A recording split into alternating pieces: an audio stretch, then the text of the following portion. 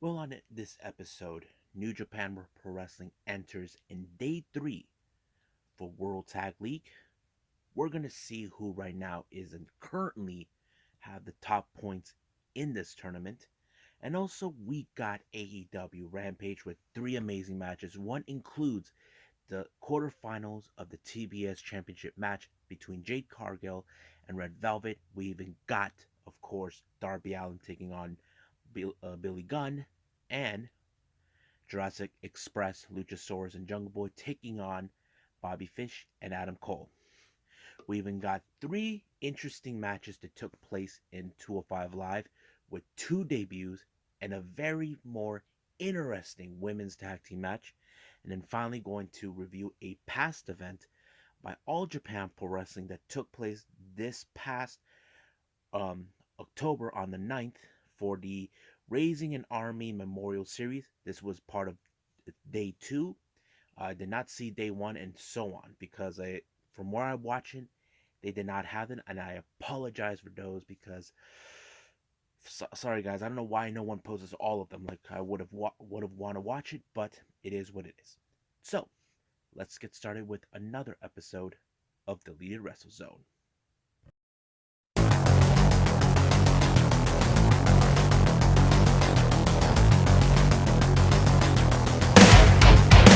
Are you ready? Get up, get up! Get up, get up! Get up, get up! Get up, get up! Get up, get up! Get up, get up!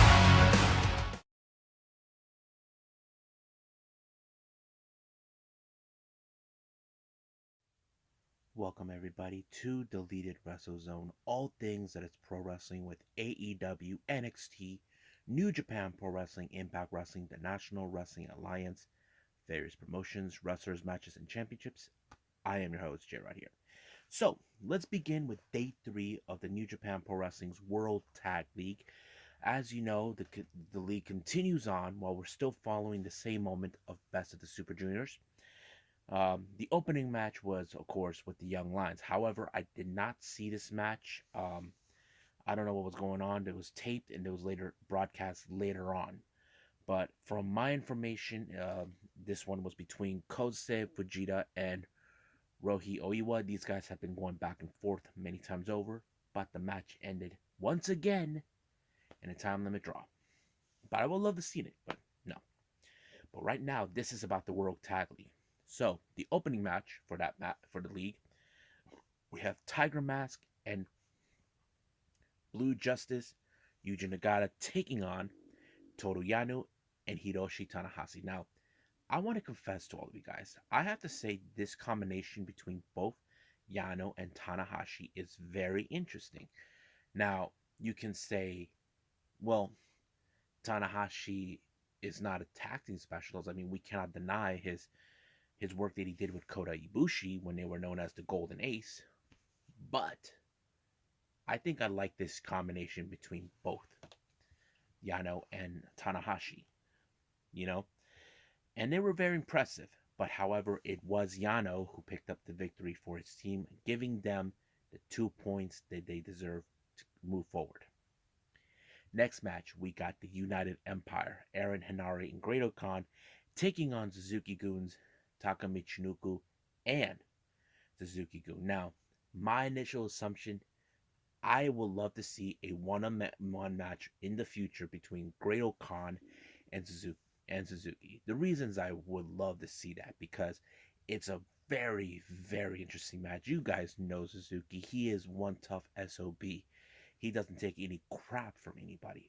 But however, I want to confess to all of you. I don't know if having Taka Michinoku involved in this match, because I'm going to say this, I feel like Taka has been becoming the weakest member of the team, despite the fact that he's an OG, one of the original members when they were first known as Kojima Goon. But I don't know. But do we think they have a chance of getting a one match to win in order for that? I don't know. That is something that we got to pay attention to. But however, it was Great Khan that picked up the victory. But like I said, I will love to see Suzuki Gun, Minoru Suzuki, and Great Khan one-on-one. Make that happen, New Japan. Next up, we got Bullet Club Showdown. We got Balak Fale and Chase Owens taking on the members of the sub-faction known as the House of Torture, Yujiro Takahashi and Evil, along with none other than the spoiler Dick Togo. I have to say, I'm impressed what Fale did because he took out 3 members of the House of Torture. Now, Sho was not involved. I mean, it would have been interesting, but no. Even when Dick Togo had the garroted on Fale, it did not work. But it did allow him to pick up an amazing victory. But I don't know. If I was Tama, and I would tell Fale and Chase, do not trust Evil, because the last time this happened was at the G1, and we all know what happened. But if I was those two, I wouldn't trust Evil, and I wouldn't do it too sweet with them, because who knows what goes on in Evil's head.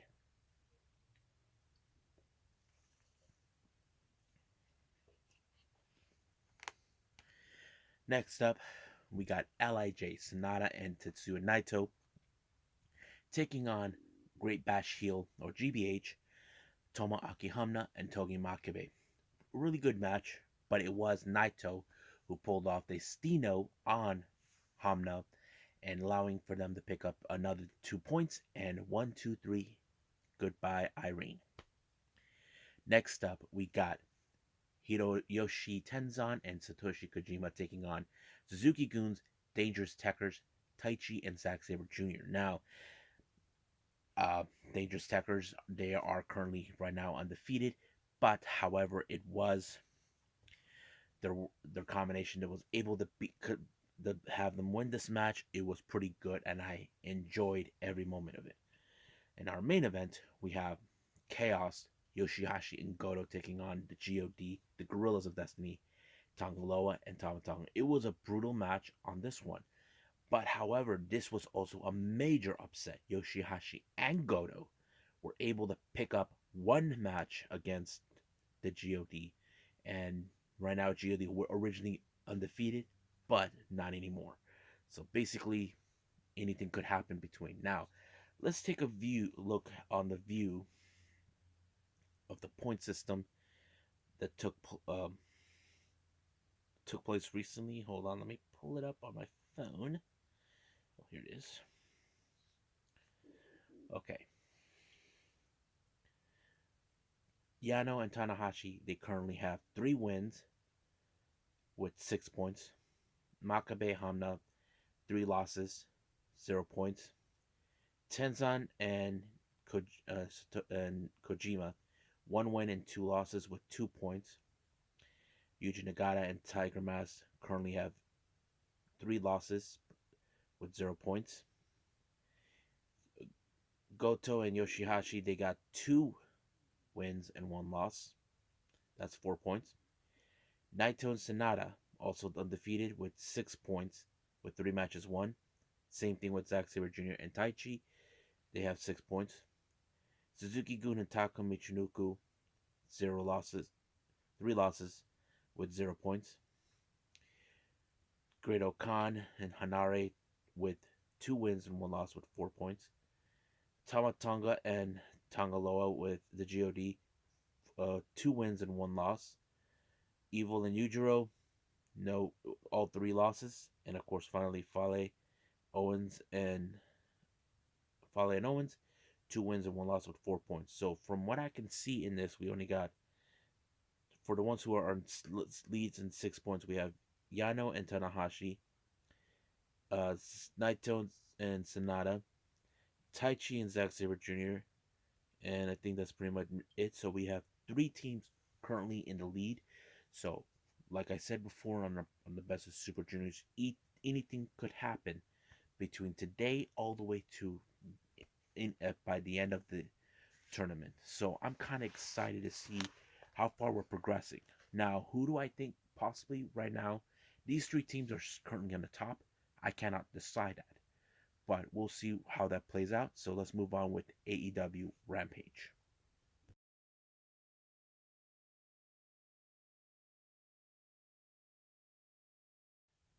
Okay, so we are now with AEW Rampage.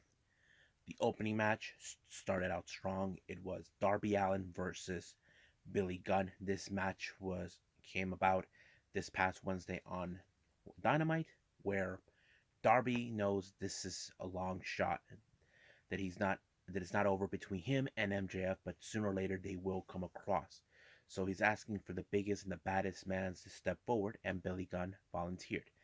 Now, of course, Billy has his two sons, Austin and Colton, by his side, while he has Sting by his side. But, of course, Sting did not do anything. He just stared in their faces, telling him, I'm watching you guys. However, the match went in Darby's favor when he pulled the coffin drop at least twice on Billy. And it did work. However, the Gun Club did not take this too kindly. Not only mentioned, they even attacked Sting to send a clear message. But do I think there's going to be a feud with the Gun Club against Sting and Darby Allin? Maybe so. But right now, we'll see what happens this coming Wednesday. Now, because of what happened this past Wednesday, it appears that QT took this matter with CM Punk a little too personally. He's calling him out, saying that he's willing to embarrass him when they go back to Chicago this coming Wednesday. So he's telling him one on one, and he's telling him that no one cares because you've been gone for 7 years. But we'll see how that plays. Even Punk responded to that, and then of course, telling him he'll accept the match.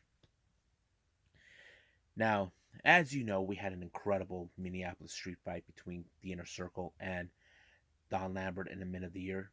Inner Circle are proud of themselves that they were able to come on top. But as for Men of the Year, they made it perfectly clear that this is not over until they prove a point. That's what the idea they're trying to say, that because Lambert, who's been a loudmouth piece of garbage, saying that this is not pro wrestling, this is a bunch of hoofla garbage. But Jericho will not take that kindly, but we'll see how that goes.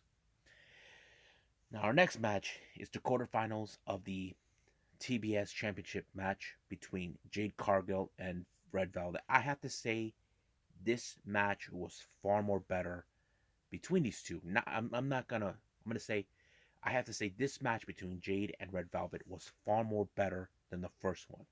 Now, some of you can say, for real, think about it. If you look at this match clearly, it was more like, okay, Red Velvet, she has know exactly what Jade's gonna do. Basically, she learned from her mistakes that took place in the last time they encountered. But however, it was still not enough to take down, Jade when she applied the jaded on her. But I have to say, Red Velvet put up a great match. I think this was far more better than the first time, and hopefully we could see, like, I don't know. I have that feeling that this is like a version of Okada and Kenny Omega in certain ways. But Jade right now won the match, but she will keep an eye on her semifinals match between both. Who's gonna win between Thunder Rosa and Jamie Hayter? Now, speaking of Thunder Rosa, she made it perfectly clear she has Jamie Hayter in her sights. That nothing's gonna stop her to become the first ever inaugural TBS champion. Now, this is going to be good.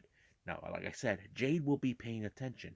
Then we got, of course, Nyla, who's in the semifinals, but we all know she is going to be keeping an eye on between Chris Statlander and Ruby Soho. Now, our main event, we have Bobby Fish and Adam Cole taking on Jungle Express, Jungle Boy, and Luchasaurus. I have to say, what a match. Now, people can say the Jungle Boy has grown up to become a man after what he did on Full Gear, giving a concerto on Matt. It kind of like said he has become a man. He's no longer a boy, which is in a somewhat way symbolic. But however, you know for a fact that the experience that both Adam Cole and Bobby Fish has plays a pretty good factor. And of course, we cannot forget that the Bucks showed up, tried to give a helping hand, but Christian Cage brought his friend, I'm talking about the chair, to helping out. But because he was chasing the Bucks, even Adam Cole took off, leaving behind Bobby Fish to get himself in a snare trap by Jungle Boy, allowing themselves to win. So, is this far from over between these guys? I don't know. But we could see maybe a long-term feud between the Elite and between the Elite and Christian Cage and the Jurassic Express, and I think it's going to play out pretty good. Right now, I say let's move on with 205 Live.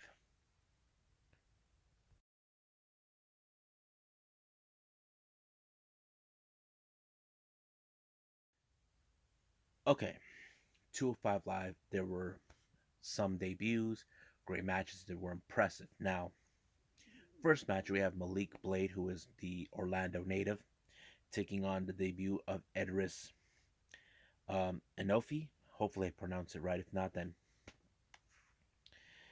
But it was a pretty good match. When I look at Edris, he kind of reminds me a little bit of what's his name, Mark Quinn, but it's not him. But I feel that's what it was. But I have to say, Edris really was impressive. I mean, the edge, in a way, what the commentator says, it would have been gone in the favor of Malik Blade, but it ended up in the favor of Edris, who had a very impressive debut, and I say we give that credit. Now, another debut came in is Tiffany Stratton taking on Amara Miller. Now, once again, the experience factor also plays out. Amari has been had winning matches in the past against Valentina Feroz and whoever gets in the way. But however, this match was another upset by Tiffany Stratton, allowing herself to win this one. Now, do I think this is weird? No. I think we're trying to see, okay, these if they can pass the test. Now, our main event for this match, we have women's tag team that could be eyed for the NXT Women's Tag Team Champions. We have Yulissa Leon teaming with Valentina Feroz, taking on Kaden Carter and Casey Canizaro. I have to say, pretty good match.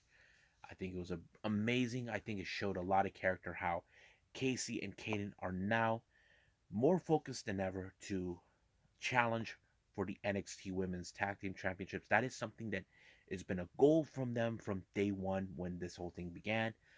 But do we see them down the line? I have to say we have to wait a couple of more matches for them until they're ready to challenge for those matches. And it was, of course, the combination work between Kaden and Casey with that flip, like with Armbreaker, to allow them to win the match. And very impressive. I think these two, Kaden and Casey, will be one day our next NXT Women's Tag Team Champions in the future.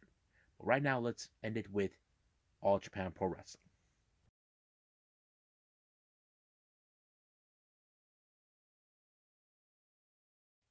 Okay, dokie. So we got All Japan Pro Wrestling for the Raising an Army Memorial Series. This took place on the 9th of October. This is day 2. I did not see day 1, just to put that on record for all of you. And I apologize because I did not see that, but watch Pro Wrestling Live. This is all they can give me. The opening match is a singles match. We have Ryanami Tsukamoto. I don't know who this guy is, but I do know his opponent, Koji Doi, who is a member of the Eclipse. Now, to me, I look at uh, Ryoma, who is like the young boy and still learning, but however, with the powerness of Koji Doi, it showed that he's an unstoppable force. That's exactly what he is when he pinned him 1, 2, 3. Next up, we got Rai Sato, Jun Sato taking on Black Mensori and Takao Omori. I have to say, I love these two guys, Black Mensori and Omori. They're like Batman and Robin, in my opinion. But it was Black Mori who pinned Jun Saito for the victory 1, 2, 3. Next up, we got another pair of tag teams. We got Ryoji Ijikata teaming with Fuminari Abe, taking on Seigo Tachibana and Yoshitatsu. However, these Abe and Ijikata, their manager decided to take matters in their own hands, which kind of helped them interfere, even though they didn't ask for this, but which they did. Even though they won, but apparently it is what it is, how it goes. Oh, excuse me. Next up, pair We have a six-man tag team match. We got Purple Haze, Izanagi, and Shigehiro Iri, and Zeus taking on Shotaro Ishino, Dan Tamura, and Suwama. I have to say, pretty good match. It showed the powerness from both sides, and that's something we got to expect. But however, it was Zeus who picked up the victory when he put um, what's his name, um, Dan Tamura in a submission and forced him to tap out. So it was over right from there. Next up, we got next round Atsuki Aoyagi, Yuma Aoyagi, and Kenta uh, Kirihara taking on Total Eclipse, Okudo Omori, Kuma Arashi, and of course Jake Lee. Now this was also one of those matches where we definitely gotta pay attention. Now Kenta is looked more like he's eyeing on Jake Lee's Triple Crown Championship that he currently has. That is something that will not go away. But however, it was next round that picked up the victory that allowed them to win, but sent a clear message to Jake Lee, the leader of Total Eclipse. But we all know how that turns out. He sent a sneak attack right behind him. Now our next match is a title match. Is for the All Asian Tag Team Championship between Ryoki Honda and Koji Iwamoto taking on the Strong Hearts, Olinda Man, and Strong Hearts. But it was a very interesting match. I mean, I didn't think that Koji Iwamoto would team up with anybody, but he did. He teamed up with a guy who has a little bit of experience, but it did not go so well for him. It did allow for the Strong Hearts to pick up a very impressive win. Now, our last thing we're going to talk is the Gaora Television Championship between Daisuke Sekimoto and Sushi Ishikawa. It was a very brutal match.